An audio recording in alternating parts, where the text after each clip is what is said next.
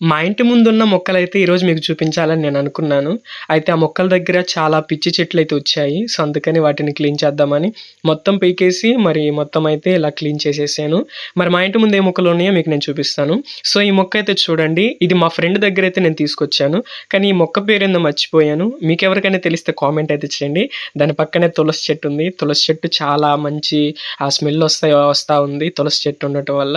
ఇదైతే మనందరికీ తెలుసు. ఇది కరివేపాకు చెట్టు. ప్రతి ఒక్కరి దగ్గర ఉంటది. అయితే ఇవి చిన్న కొమ్మలున్నప్పుడు వేసాము. బట్ ఇప్పుడు చాలా పెద్దయి అయిపోయాయి.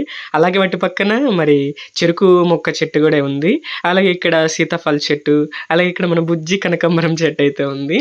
ఇంకా అలాగే అరటికాయ చెట్టొకటి, అలాగే చెరుకు చెట్టొకటి, ఇంకా కలబంద చెట్టయితే ఒకటైతే ఉన్నాయి. ఇక వీటి దగ్గరైతే మొత్తం క్లీన్ చేసేసి వాటర్ అయితే వేసేసాను. ఇవన్నీ కూడా 2 మంత్స్, 3 మంత్స్ కల్లా ఇలాగ పెద్దగా అయితే అయిపోయాయి. ఈ కరివేపాకు చెట్టయితే అసలు బతకదనుకున్నాను. కానీ చక్కగా అయితే చూడండి ఎంత బాగా అయితే కరివేపాకు చెట్టయితే వచ్చిందో. ఇంకా వీటి దగ్గరైతే నేను నీళ్ళైతే వేశాను. ఈ కరివేపాకు చెట్టుని చూస్తే చాలా హ్యాపీగా అనిపించింది. ఎందుకంటే బతకదనుకున్నది బతికిందంటే అంతకన్నా హ్యాపీ ఏముండదు. ఇంకా ప్రతి చెట్టుకైతే ఇలాగ వాటర్ అయితే వేశాను. ఈ ప్లేస్‌లో ఇంకా అయితే కొన్ని మొక్కలైతే తీసుకొచ్చి వేయాలి.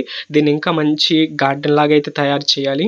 ఎందుకంటే అది క్లీన్‌గా ఉన్నప్పుడే చూడటానికి కూడా బావుంటది. ఓకే. ఈ కొమ్మ పేరైతే నాకైతే తెలీదు ఇదేం చెట్టు. మీకెవరికైనా తెలిస్తే ఆ చెట్టేంటో కామెంట్ అయితే చేయండి. ఇక నీట్‌గా అయితే క్లీన్ చేసేసి వాటర్ అయితే వేసుకున్నాను. ఇంకొన్ని మొక్కలైతే తీసుకొచ్చినాక ఇక్కడైతే నాటినాక మరి వాటి గురించి అయితే ఇంకొక వీడియో అయితే తీస్తాను. ఓకే. ఈ వీడియో కనుక మీకు నచ్చినట్లయితే ప్లీజ్ మన ఛానెల్ అయితే సబ్స్క్రైబ్ చేసుకోండి.